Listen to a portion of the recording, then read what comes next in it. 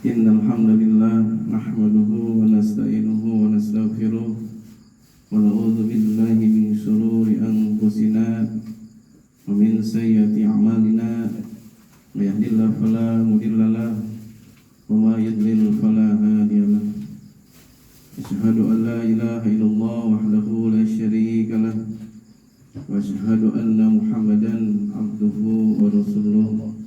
Allahumma salli wa sallim ala sayyidina Muhammadin wa ala alihi wa sahbihi ajma'in, amma ba'du. Faqad qala Allah ta'ala fil Qur'anil Karim, a'udzu billahi minasy syaithanir rajim, wa ma khalaqtul jinna wal insa illa liya'budun. Qala idan qala Rasulullah sallallahu alaihi wasallam, man arafa nafsahu faqad arafa rabbahu al-ayah.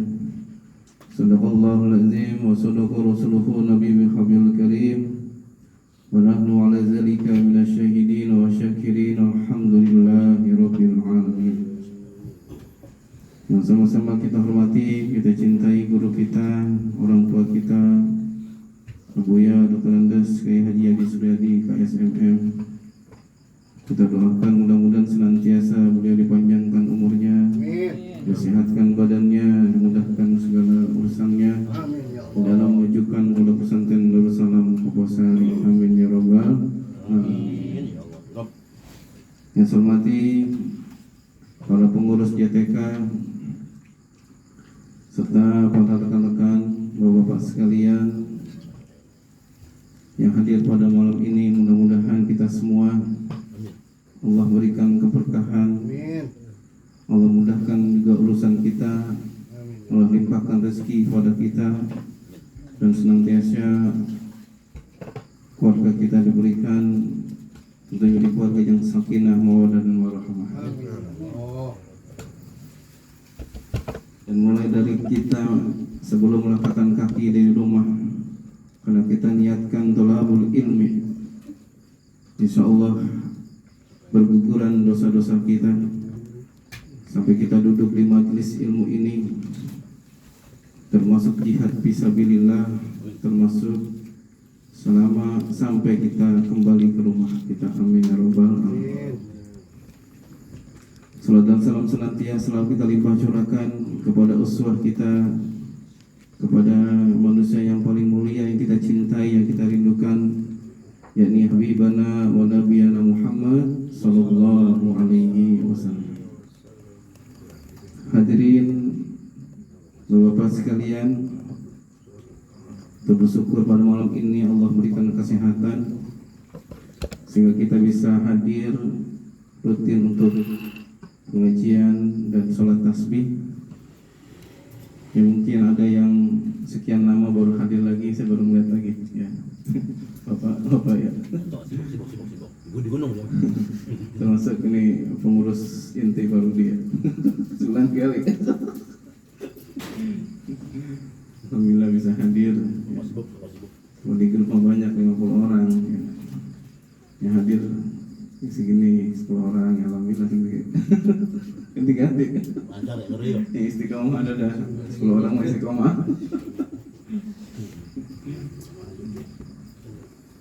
Sibuk ya, pada sibuk, nggak apa-apa ya. Apalagi posnya ada 2 ya, waduh repot. Ada waktunya nih, belum nambah lagi. Amin. Pos apa? Dokter. Soalnya hobi. Kan apa lagi ya? Amin ya. Amin. Bisa antar memberen. Betul, boleh semuanya sih.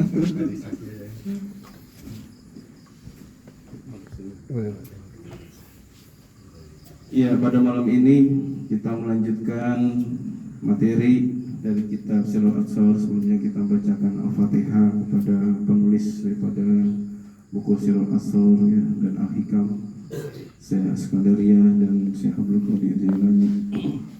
Mudah-mudahan ilmu dan buku yang kita pelajari ini Allah berikan keberkahan kepada kita semua. ila hadrat Nabi Mustafa Muhammadin sallallahu alaihi wasallam khususan Iskandari khususan Abdul Qadir Jailani Al-Fatihah. A'udzu billahi minasyaitonir rajim. Bismillahirrahmanirrahim.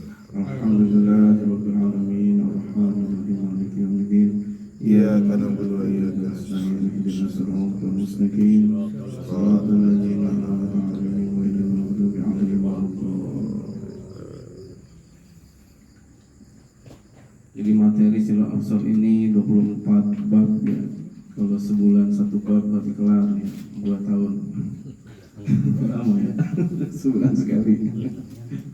Dikit-dikit kita sharing ini mah ya, kita sharing yang membahas ya. Untuk kitab Silal Absar itu menyingkap rahasia ilahi. Saya yakin bapak-bapak sekalian yang hadir berkaitan dengan ilmu pertama adalah ilmu tauhid ya. Kita semua sudah mendalaminya, kita sudah mempelajarinya sejak kita sekolah dasar ya, sekolah SMP, SMA. Kemudian setelah itu saya yakin semua sudah pelajari ilmu fikihnya gitu ya. Nah, akan dilanjutkan yaitu ilmu ma'rifatullah, ilmu mengenal Allah ya. Karena dasarnya harus kuat dulu gitu kan, karena ilmu ma'rifatullah ilmu yang tertinggi sebenarnya ya. Sambil ngopi ya bapak, sambil semakin kuat, sambil nyantai sesuai dengan firman Allah Subhanahu wa taala, a'udzu billahi minasyaitonir rajim, wa ma khalaqtul jinna wal insa illa liya'budun. Tidaklah Allah ciptakan jin dan manusia hanya untuk lita'arrafu, itu untuk mengenal Allah Subhanahu wa taala, yaitu untuk beribadah kepada Allah Subhanahu wa taala.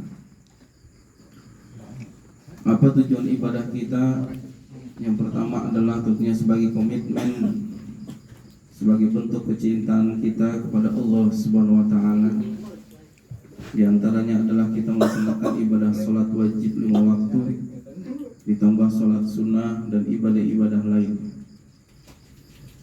Kemudian yang kedua adalah kita memahami arti sholat sendiri adalah merupakan kewajiban bagi setiap muslimin dan muslimat ya.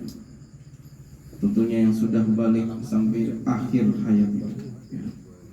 Jangan sampai sholat ini kita tinggalkan, apalagi sholat yang wajib ya, maupun sholat yang sunnah sebagai bukti cinta kita pada Rasulullah, menjalankan itu ibadah-ibadah sunnah. Apa tujuan lainnya? Yaitu innallaha yuhibbut tawwabina wa yuhibbut mutatahhirin. Sesungguhnya Allah mencintai orang-orang yang bertaubat dan menjaga kesucian dirinya. Ketika kita terlepas setelah melakukan mungkin kehilafan, perbuatan dosa dan kemaksiatan, baik dosa kemaksiatan, dosanya kecil atau yang besar mungkin, maka senantiasa kita segera bertobat. Berarti dalam diri kita masih ada keimanan. Dan Allah sangat bahagia ketika seseorang yang sedang melakukan perbuatan dosa langsung segera ingat kepada Allah dan bertobat kepada Allah dengan banyak mengucapkan istighfar. Maka kita mengucapkan zikir astaghfirullahaladzim sebanyak-banyaknya setiap hari, itu untuk membersihkan jiwa kita, untuk menjaga kesucian diri kita. Jadi ketika kita melaksanakan ibadah sholat, ketika kita berwudu, itu membersihkan adalah bukan hanya fisik kita dengan wudu, tapi juga membersihkan jiwa kita, membersihkan hati kita dengan kita beribadah pada Allah Subhanahu wa taala. Itu salah satu untuk menjaga, membersihkan jiwa kita. Berkaitan dengan ini adalah apa tujuannya kita menjaga kebersihan jiwa kita, kita menjaga kebersihan hati kita, supaya kita bukan hanya memiliki mata fisik saja, supaya kita bukan hanya mampu melihat secara fisik saja, tapi kita memiliki ketajaman daripada mata batin kita, yaitu basyirah. Ketika seorang memiliki ketajaman basyirah, maka bukan berarti orang itu mampu melihat hal-hal yang gaib. Ketika ada sendirian di hutan atau di gunung mampu melihat jin, mampu melihat setan, itu bukan hal yang istimewa. Yang istimewa adalah dia mampu melihat kekurangan dirinya sendiri daripada mampu melihat jin dan setan. Mampu melihat bahwa ketika dia berbuat salah, mampu mengoreksi kehilafannya segera. Jadi lebih baik kita mampu melihat kekurangan dan dosa-dosa kita. Itu lebih baik daripada melihat hal yang tadi itu. Nah, kemudian berkaitan dengan itu, maka tadi dibacakan sesuai dengan sabda Muhammad SAW, man arafa nafsahu faqad arafa rabbahu wa taba'ah. Orang yang mengenal dirinya sendiri dan menentang nafsunya, maka berarti dia telah mengenal Tuhannya dan mengikutinya. Nah, setelah kita mengenal diri kita, dari mana dulu untuk mengenal diri kita? Tentunya awal dari penciptaan kita itu dari mana awalnya? Direview sedikit dalam kitab Surah Asr ini, bahwa awal kita adalah berada di alam lahut ruh kita. Dari alam lahut, di alam ruh ini kita diturunkan ke alam jabarut. Kemudian dalam jabarut diturunkan ke alam malakut. Dari alam malakut baru ke alam mulk. Baru dimasukkan ruh kita ke dalam jasad kita di dalam kandungan ketika usia 4 bulan. Kemudian terus melakukan perkembangan di dalam rahim, maka usia 9 bulan keluarlah manusia yang sempurna.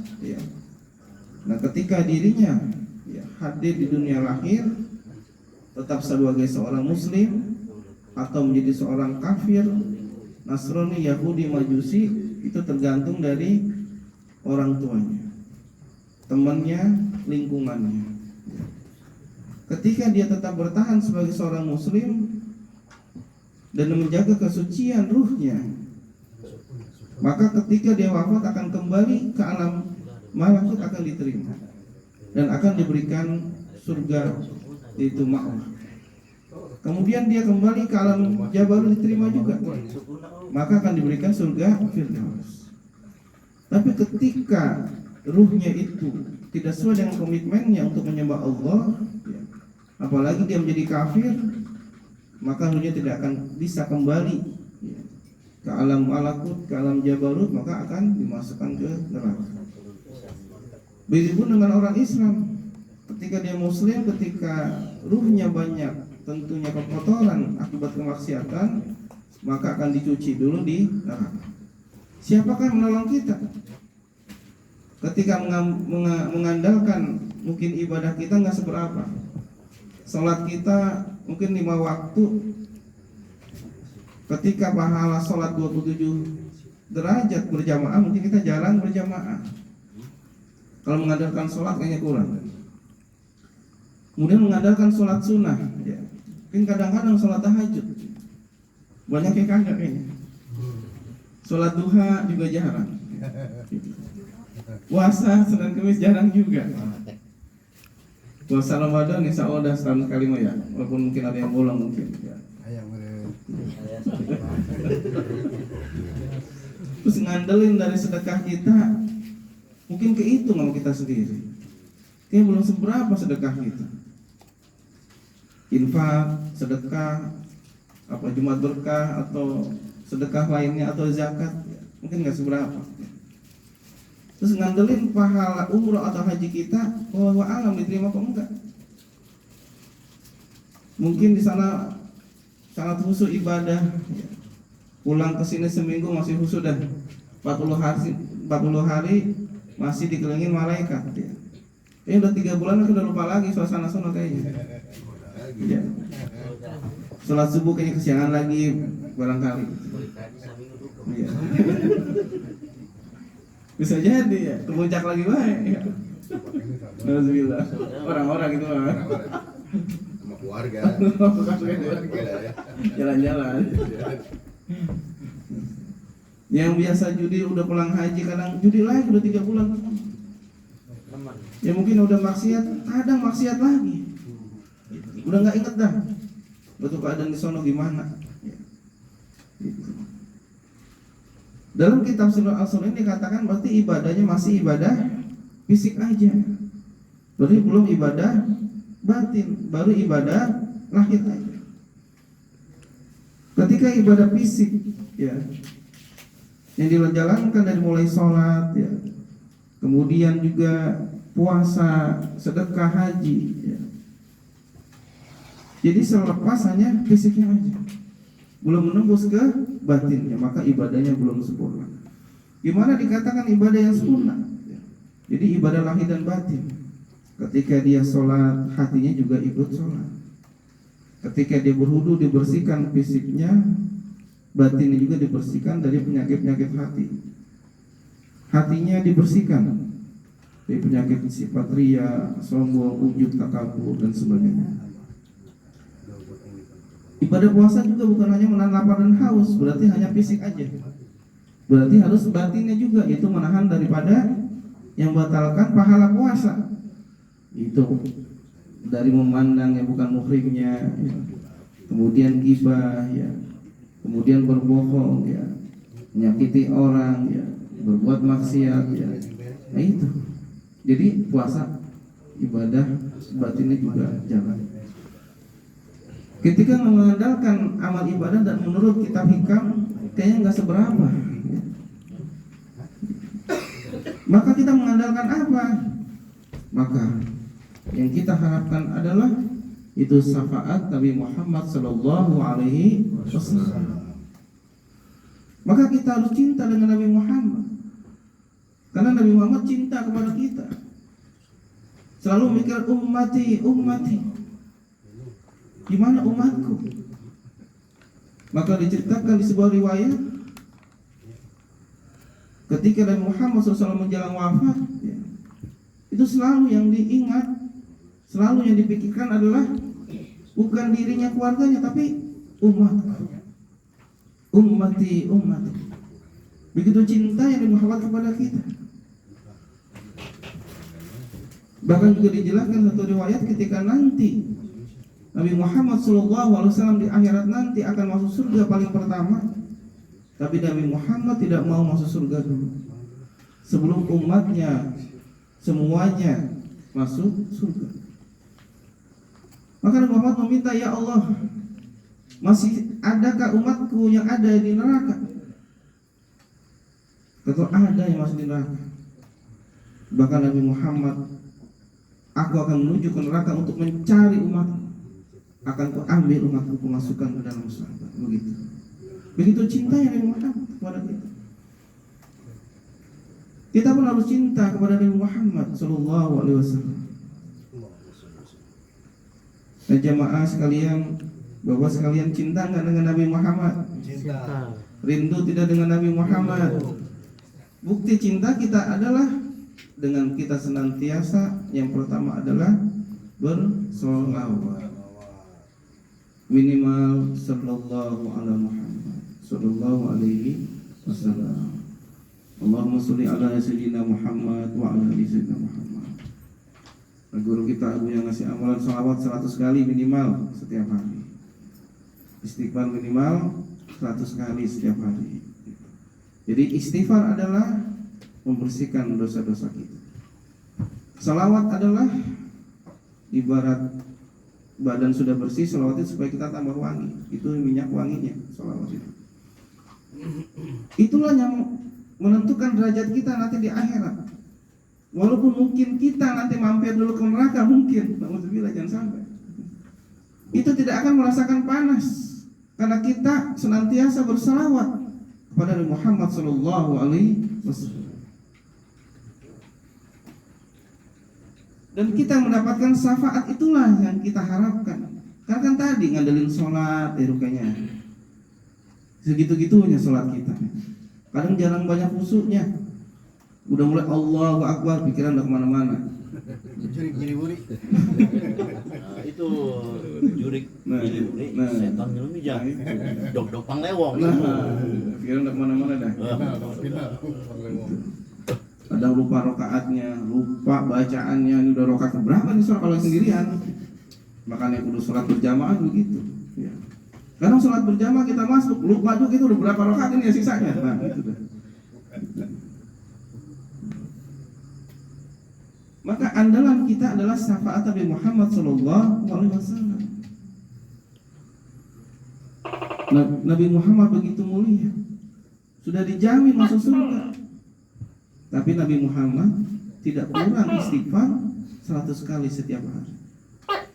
Dan Nabi Muhammad sholat sunat tahajud sampai bengkak kakinya.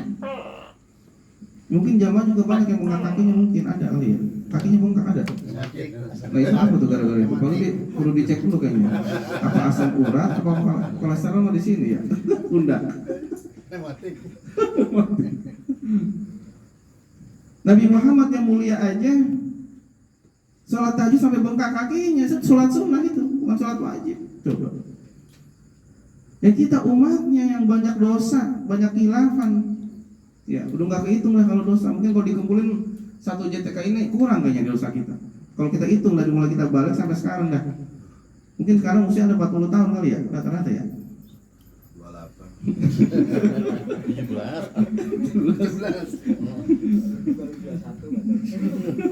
Diskon meren.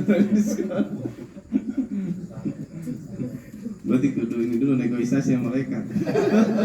Jangan dulu ya, masih panjang itu perasaan. Ini kalau kita hitung, masya Allah dosa kita sampai sekarang ya. Kita hitung usia kita sampai sekarang 40 tahun, dipotong tidur 8 jam misalkan, ya. Kemudian dipotong lagi kerja 8 jam, ya.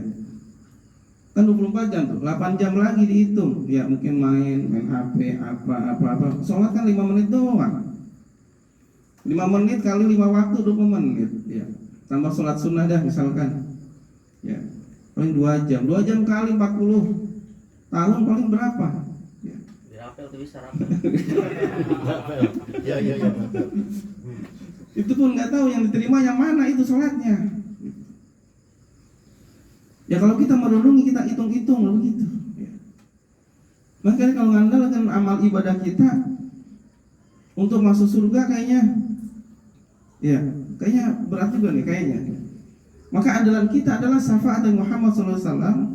Maksudnya kita kayak nggak bisa langsung masuk ke surga walaupun kita pengen. Bisa jadi mampir dulu ini. Ya. Parkir dulu kayak ini. Apalagi utang piutang, nah itu paling repot.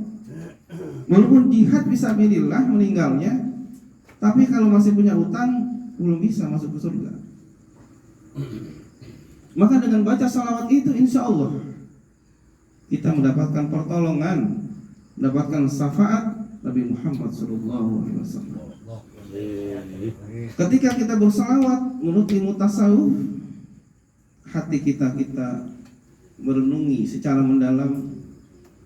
Ketika mengucapkan Allahumma salli wa sallim ala sayyidina Muhammadin sahibil busra salatan tubashiruna biha. Dalam hati kita, ya Rasulullah, aku rindu kepadamu, aku cinta kepadamu. Begitu.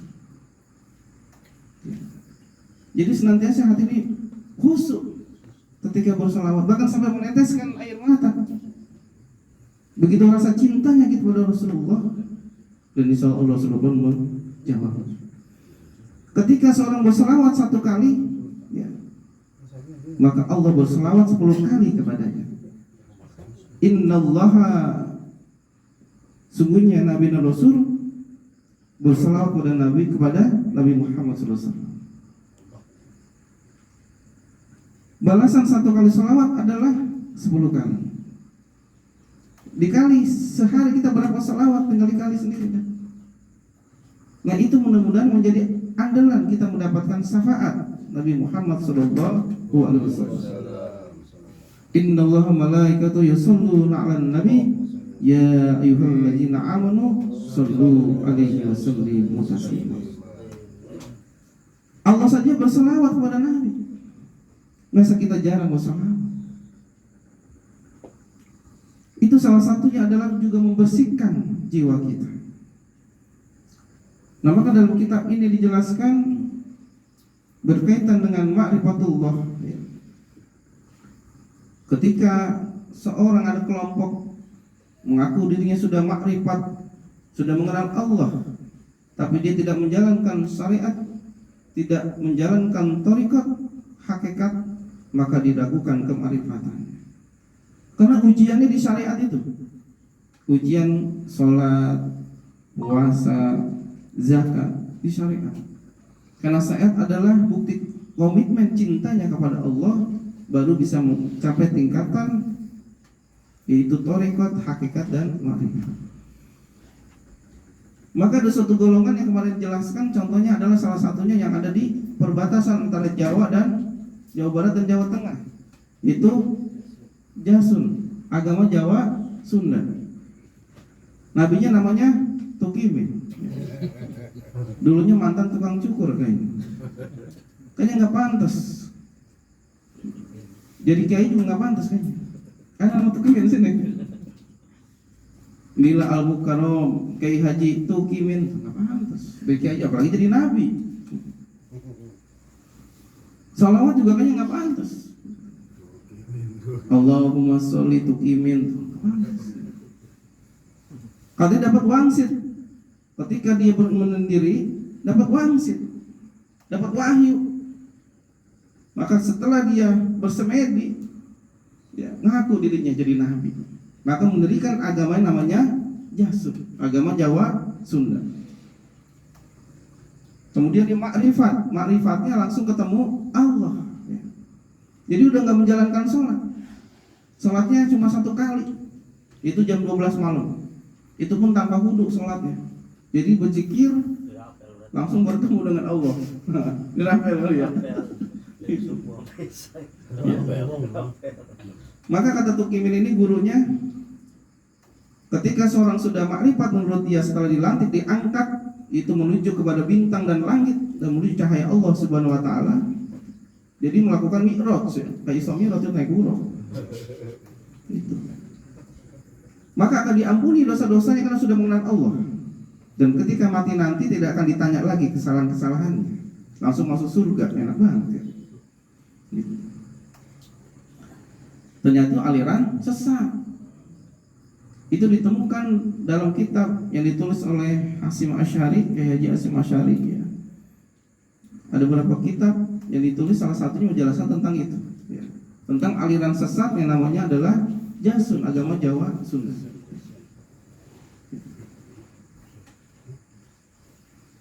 Makrifat adalah harus berdasarkan dari syariat dulu menurut kitab Syarah Al-Syekh Abdul Qadir Jailani. Dari ketika syariat yang sudah mantap menjadi al-abid, menjadi ahli ibadah, karena dia sudah memahami pertama ada tauhidnya dulu. Setelah itu baru ilmu fikihnya, baru setelah itu ilmu tasawufnya. Ketika itu baru buat thariqat dengan cara mendekatkan diri kepada Allah dengan banyak berzikir, dengan khalwat, kemudian dengan itikaf ya. Kemudian dengan riyadhah, latihan puasa. Suluk 7 hari atau puasa 40 hari. Itulah dilakukan untuk menjadi ahli sufi, ahli tasawuf, membersihkan jiwanya supaya bersih. Dan itu harus ada seorang mursyid, seorang guru, karena berkaitan dengan rohani. Terlebih ketika usia udah 40 tahun. Nah, ketika usia 40 tahun ini lebih khusus lagi harusnya, lebih intensif lagi ibadah pada Allah Subhanahu wa taala. Apakah udah tumbuh uban? Ini udah pada tumbuh uban belum ya? Udah 40 tahun kan? Nah, bukan uban lagi udah orang ini. Bukan sebelum dia. Emang enggak salah.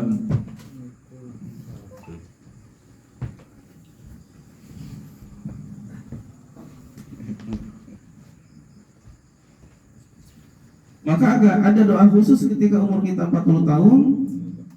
Doanya dihafalkan dalam soal Al-Aqaf ayat 15.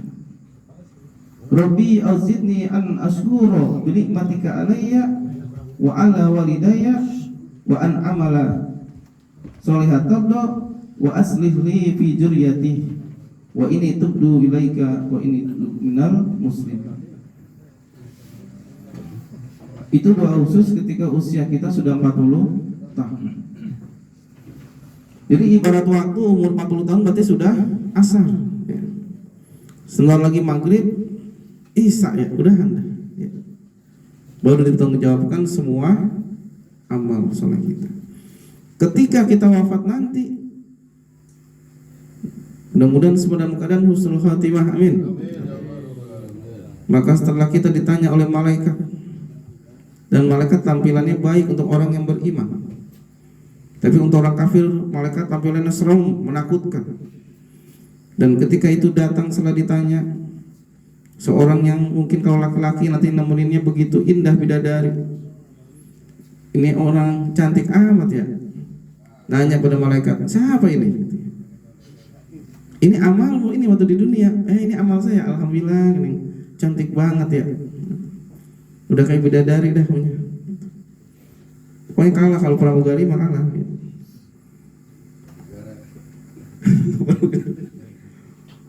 Wajahnya putih bersih ya, masya Allah ya. Bibirnya kayak merekah bunga delima ya. Betisnya putih ya, tinggi semampai. Wah, itu dalam kubur itu. Maka orang beriman, tidurlah kamu malam ini bagikan seorang pengantin. Coba itu. Kalau pengantin mah kagak kerasa pagi. Kalau bisa diperpanjang itu.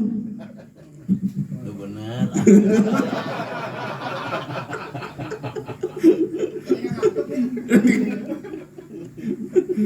Lah pengantin, kita udah ngerasain pengantin.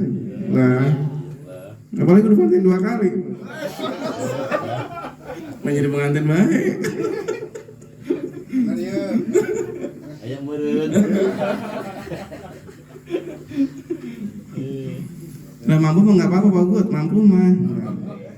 Kan di Quran emang diperintahkan. Kalau mampu berarti sampai berapa? Sampai 4. Iya kalau mampu. Gitu. Di sini ngomong gitu. Lu mah gua dulu. Blangsang mah gua katanya. Gagu amat sekarang lu. Mumpung bini kita kagak hadir di sini. Kita bebas. Nah ada bini kita bisa melayang piring. Ember pada melayang, habis cuci ember dilemparin di muka kita. Ini WA dari mana ini? Waduh tahu bahaya. Baik. Kita sebagai laki-laki sama perasaan. Allah lebih tahu. Ya, kalau laki-laki kan nggak ada masa expired, benar nggak bagus ya?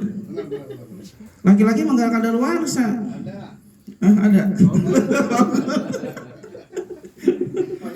Lah bikin tua, bikin jadi, bikin semangat, benar nggak? Maka Allah lebih tahu. Kalau memang mampu sampai 4 nggak apa-apa.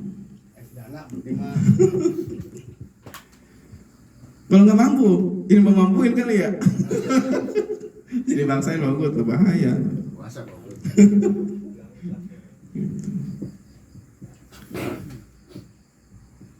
Karena usia 40 tahun ini, ketika seorang sudah mapan, ya mungkin katanya puber kedua, ada perasaan pengen nikah lagi, benar nggak? Ini udah 40 tahun kan ini semuanya kan? Ya. Belum. Di 28. Ini 15 sebelum MC. Belum lulus SMP. Baru balik ya Bang.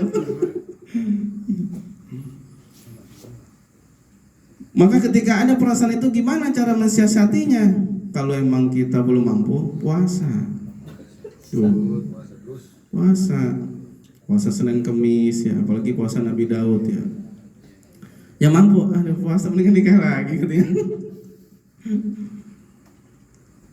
Nah, oleh karena itu kalau perempuan ya Kan ada masa expired, umur 45 udah expired pada kita. Ya. Udah apa dalam bahasa kedokteran? Lalu paus, udah kadaluarsa. Selamat itu mau digigit tak? Tak tahu. Lah kalau bayi laki-laki nyusunya, bayi perempuan sampai berapa tahun? 2 tahun di samping udah nggak nyusu lagi.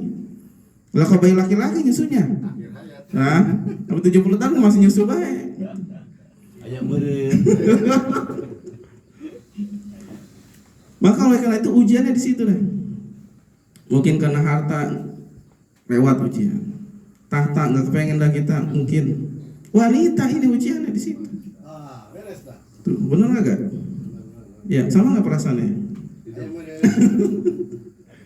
Nah oleh karena itu maka hal seperti inilah ya ujian kita mungkin ketika usia 40 tahun sudah mengalami sebuah kemapanan secara finansial, mengalami kemapanan dalam psikologi, sudah mapan secara mental. Maka Rasulullah dan para nabi diangkat menjadi rasul rata-rata usia 40 tahun. Nah kemudian ketika seorang suluk riyadhah latihan untuk membersihkan jiwa dengan suluk, puasa 41 hari itu angkanya segitu. Nah maka ketika usia 40 tahun kita alihkan karena di sini sudah harus peningkatan spiritualitas berkaitan dengan peningkatan mendekatan diri pada Allah Subhanahu wa taala, maka diperbanyak kalau berzikir. Maka yang perdalam adalah ilmu ma'rifatullah, semakin mengenal Allah Subhanahu wa taala. Hati-hati pada kelayaban ya. Kalau lagi di luar lagi ngaji gini kita adem enak, ingat Allah, coba keluar dari sini. Bapak-bapak setan udah menggoda lagi aja. Ya. Udah ingat lagi masalah dunia. Apalagi masalah utang, ingat lagi dah kalau keluar dari sini. Di sini makanya mungkin lupa, mudah-mudahan orang yang utangin lupa ya. Mudah-mudahan yang setelah kita pulang dari sini utang kita lunas semuanya, amin. Ya. Siapa yang bayar? Itu tunggu ini salah transfer, kali ada yang transfer. Lah ini udah 1 miliar, siapa yang transfer? Kan kejadian Bang Beri begitu ya. Wah, dokter ini mah. Pas ditelusuri ketahuan orangnya. Minta dibalikin lagi. Habis buatnya.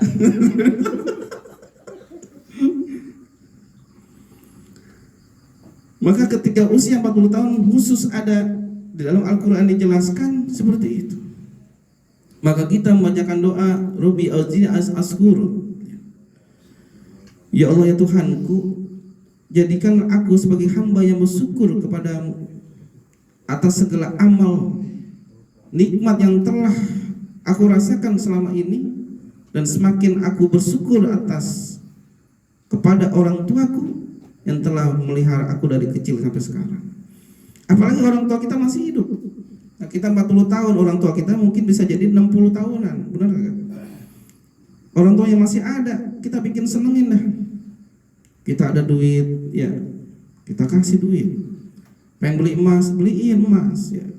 Pengen makanan enak, kita beliin, walaupun makanan kan milih-milih udah 60 tahun. Ya takutnya salah makan ntar kambuh, ya kolesterol, asam urat ya. Enggak juga. Itu. Ya mungkin sebagian pada sehat ya. Tapi kalau semakin usia 40 tahun ke atas, ada aja dirasa. Ya, mungkin dari muda dulu naik motor ya kuat, mungkin ke Jakarta, bolak-balik muter-muter ke Bandung. Lah kamu udah 40 tahun ke atas malah ke Jonggol ya kerasa pegel ya. Kemarin touring terasa gitu ya. Apa terguling kita? Untung sana ngeliat janda, lo diseger lagi Pak Ugut ya, masa. Ada janda kembang di warung, masa. Baik Pak Ugut, aduh. Kalau sekali itu rezeki ya, kalau sekali ngelihat, nah keduanya bahaya itu. Ntar kita udah selesai touring, besok Pak Ugut sendirian ke sono lagi ya. Nah, oleh karena itu ketika usia 40 tahun kita banyak bersyukur kepada Allah Subhanahu wa taala, kita tingkatkan spiritualitas kita, dan terlebih adalah membersihkan jiwa kita. Tapi torikotnya adalah di dalamnya pertama adalah kita suluk, kita puasa, kita amalan keabuya untuk membersihkan hati dan jiwa kita. Kita minta zikir supaya kita memiliki, pertama adalah rezeki yang berlimpah, supaya ketika kita pengen kayak jalan ke rumah janda, tapi kayaknya kan malas begitu jadinya, jauh gitu.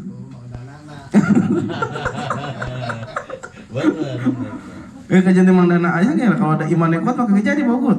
Nah, mendingan tidur di rumah gitu. Ya.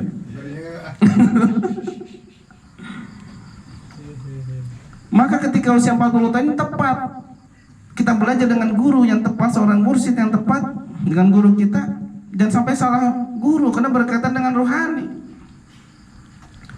Kalau salah guru kayak tadi, luarannya bener Islam, ngajarin sholawat, zikir, ngajarin riyadhah, ngajarin kholwat, suluk, tapi ujung-ujungnya nanti dilantik ma'rifat boleh tidak melaksanakan sholat kalau udah ma'rifat, jadi sesat. Maka dengan 40 tahun inilah ujian terberat kita adalah membersihkan daripada hati dan jiwa kita.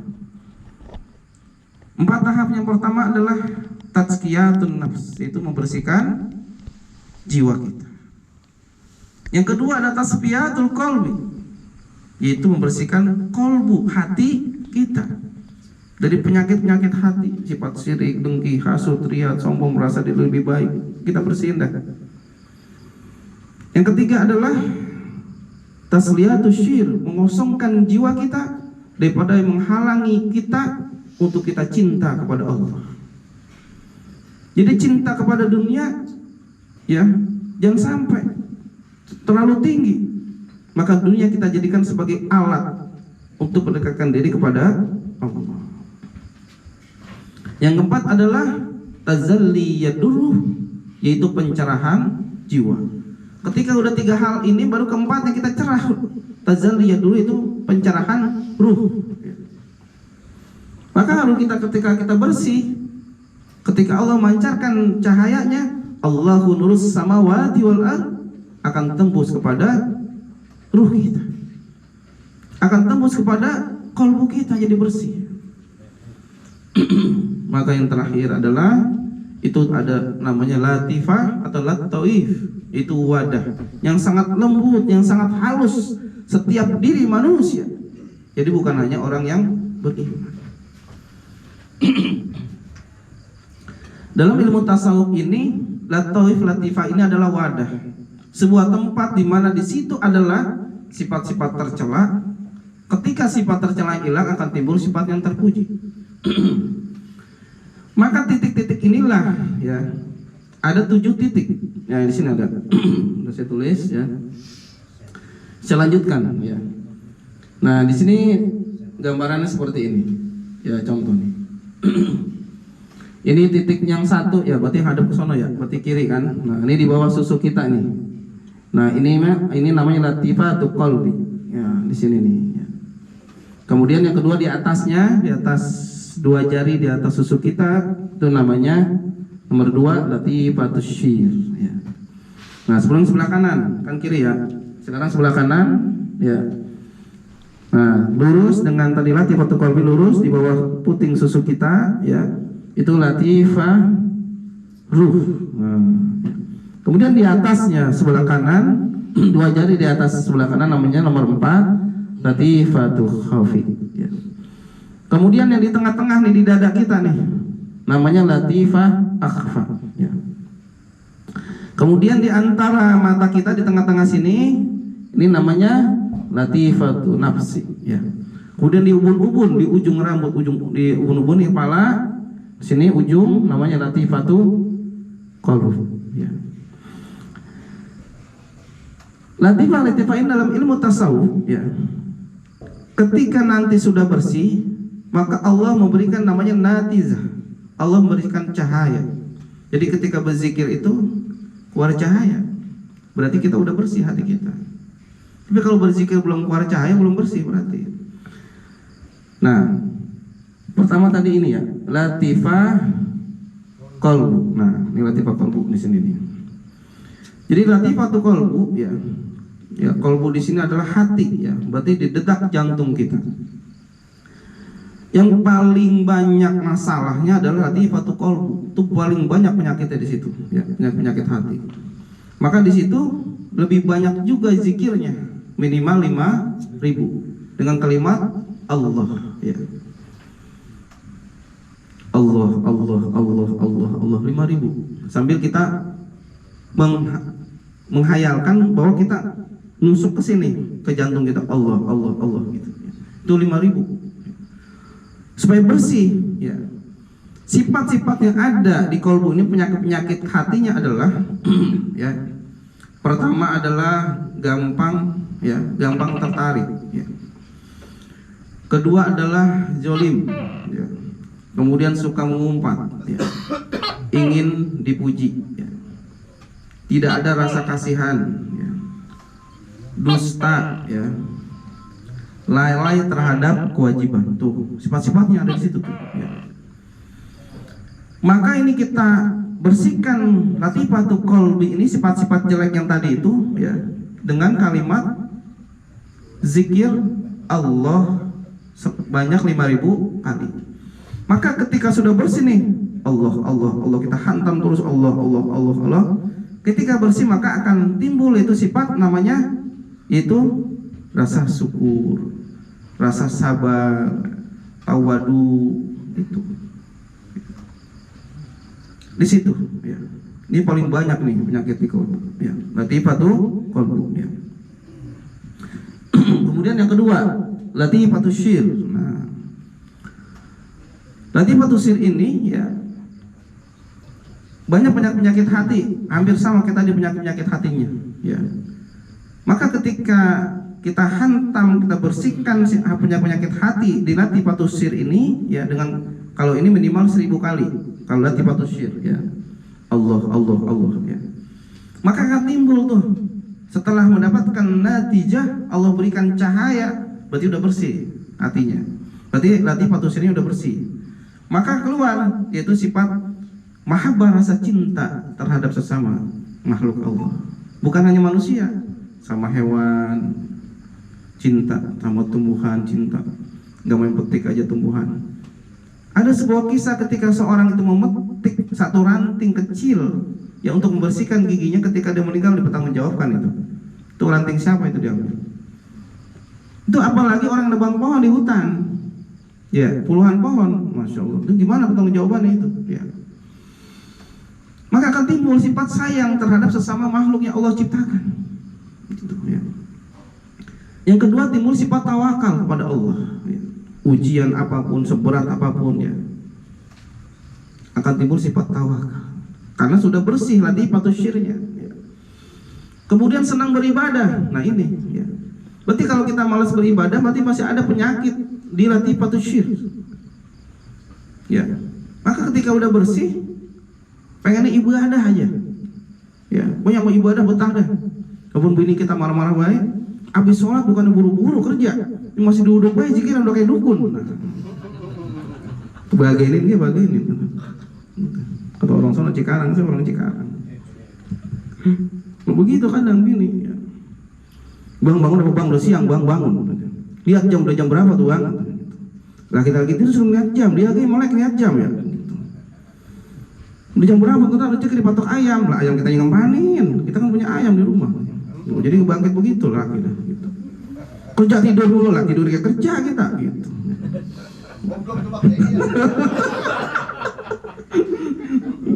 Dilemparin lah itu ember harus nyuci, bangun juga kita.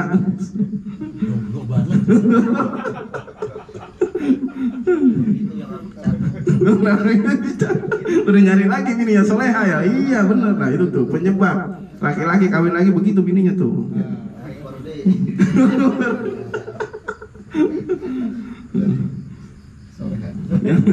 Soleha. Doanya dapat dia soleh ya, itu lagi dua.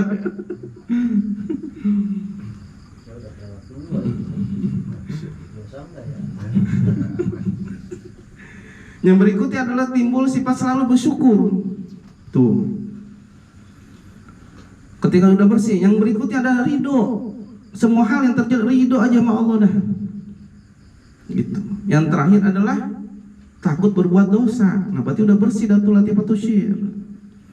Kalau masih berbuat dosa berarti belum bersih penyakit hatinya. Dihantam dengan tadi zikir Allah minimal 1000 kali. Allah itu sehari itu ya. Udah berapa tuh? Tadi latifatul qalbi 5000 kali tambah latifatul syir 1000 kali ya. Nah, kemudian nomor berapa lagi nih? Nomor 3, latifatul ruh. Nah, itu ada posisi di sebelah kanan nih, ya, di bawah susuk kita nih, sebelah kanan. Latifatul ruh ya. Nah, itu sama penyakit hati banyak situ ya. Maka ketika sudah bersih latifatul ruh, Allah memberikan natijah, memberikan cahaya ya. Maka akan timbul sifat pemurah ya. Jadi suka sedekah ya. Enggak tegaan sama orang, ngebantu dah, sian gitu. Orang-orang yang kesusahan beruntung ya. Jadi jangan sampai tidak sedekah walaupun dengan sebiji kurma sehari ya, itu menolak bala. Orang pemurah, nggak tegaan dah sama orang ya. Dermawan dah. Yang kedua adalah timbul sifat sederhana ya. Gitu. Tapi bukannya modus sederhana, bukan pencitraan ya. Benar-benar sederhana ya gitu. Kalau pemerintah kan ya, anggota DPR kadang sederhana ya. Soalnya perusahaannya banyak ya. Dia komisaris punya perusahaan tambang.